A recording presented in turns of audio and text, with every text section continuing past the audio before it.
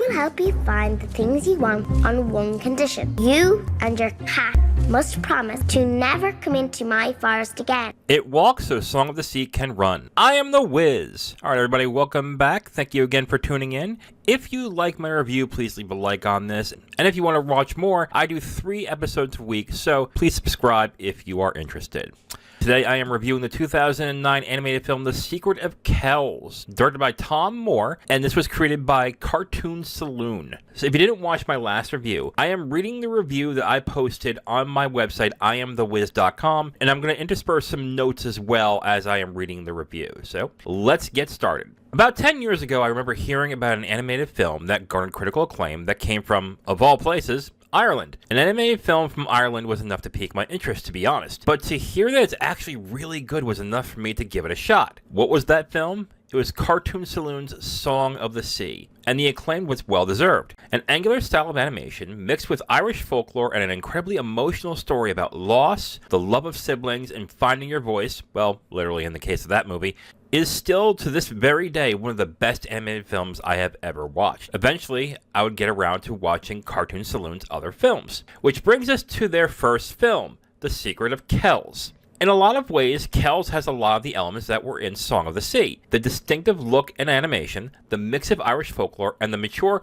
but not too mature outlook on story and characters. The story is about Brendan, a young boy who lives in a remote outpost who's anticipating being invaded by barbarians. When a celebrated illuminator arrives, Brendan gets involved in completing an ancient book which requires him to make dangerous but magical tasks in the forest surrounding the outpost. The Secret of Kells is surprisingly dark for a film that has such light and vivid colors and animation. Everything in the film feels like it's either created in shapes or angles, from the characters to the buildings and the trees that inhabit the world in the film. I'm going to note here, calling the film dark, I think it's a little overstating a few things. The film is about an invasion, and of course there are Disney films that have that. I believe Mulan was one that had an invasion angle in that movie as well. But it really contrasts with how the visuals are in this film. It's got a lot of white, light green, and stuff like that. But if you pay attention to the story, it's dark, but I don't think the film really dwells on that darkness so much. And I'll continue. A good amount of the film feels like it's created from a time ago. Looking at some of the sequences remind me of images you might see in an ancient book or papers from a time gone by. This film also has an ethereal mood throughout, especially when the film takes place in the forest. It has a mix of unease and wonder that has this feeling of wanting to know more while sensing danger from what you aren't sure to expect. I'm going to note here, I think some of the best sequences of this film are actually in the forest, and it involves the character Aisling in this film. And I wish there was more of this character. I was really charmed by the look and the voice of this character in this film, so I want to note that. There's a lot of great things in this film that instantly remind me of what I loved about Song of the Sea. The visuals, the characters, the thoughtful, mature storytelling. All of it is in this film as well. But The Secret of Kells feels like more was left unexplored than that of Song of the Sea. Though the film is very good, it runs at a very scant 70 minutes. And to be honest, it might be less than that because I think the title sequence is about 2 minutes, so 70 is fine.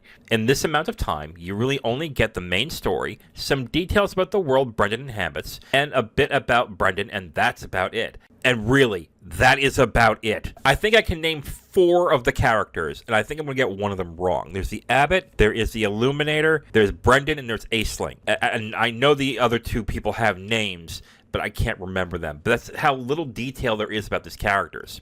Though I do appreciate a smaller running time in a film that tries to be concise in its storytelling. There are times when more detail would greatly improve a character or a thematic element. Just 10 more minutes could have greatly improved these elements, especially in the character of Aisling. Now, again, I really like the character of Aisling, but if I'm being honest, Aisling is in the film about 8 to 10 minutes. And in a 70-minute film, there really isn't much of the character, except for the way she looks and sounds. But there is something about this character that I really liked, and I wanted more of. I think it also kind of reminded me of the little girl in Song of the Sea, and I think they are both grounded in Irish folklore. So that probably is why, but I really thought more time would have been a great thing for this film. But as the film is presently constructed, It's a very good film that feels like it's walked so Song of the Sea can run. But in its own right, The Secret of Kells is a beautiful film that works on its own elements, but definitely could have benefited with more time. My final note on this, basically, is there's a lot of movies nowadays, especially, that are too long and really could have benefited in brevity and to cut down certain elements. But there's very few films that I actually watch where I sit there and go, I wish there was more, not because I am enjoying it so much. Something doesn't really feel whole in this film.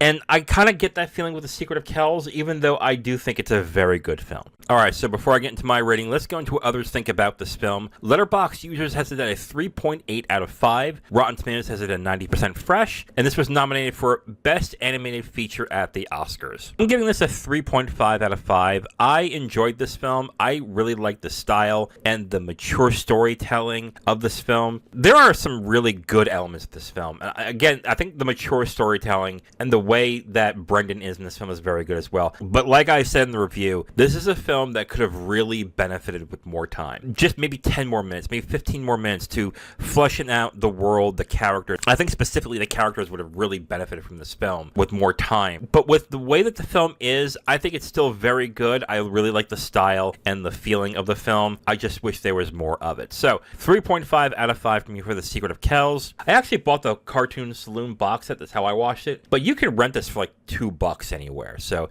if you are interested, I would say check that out if you can. All right, guys, let me know what you think. Thank you for watching. See you guys next time. The Book of Iona. The Book of Kells? The Book of Kells. Thank you for watching this video. If you liked it, please like it. If you didn't, please subscribe. And if you have questions or comments, go ahead and leave a comment whether you liked it or not. It just helps, you know. If you want my written reviews, you can go onto my Letterboxd at IamThatWiz, or you can go to my website at IamTheWiz.com. Thank you very much again for watching. See you next time.